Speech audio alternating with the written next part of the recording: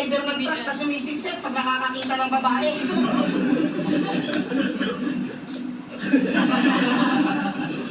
Pero maiba. Sabi nila, puro ginto raw nasa underground. Sa sinabi nyo, wala akong akal. Ang pinagtataka ko lang kay Rooney, ba't kumuha siya ng bakal? Hoy, hindi ka ginto.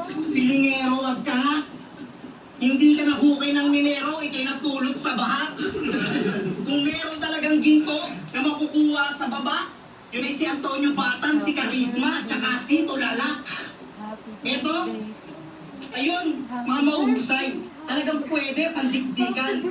Eto, wala kang buhay. Pwede to, pansuntukan.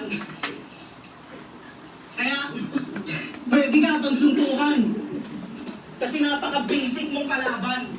Basic yung galawan. Sobra.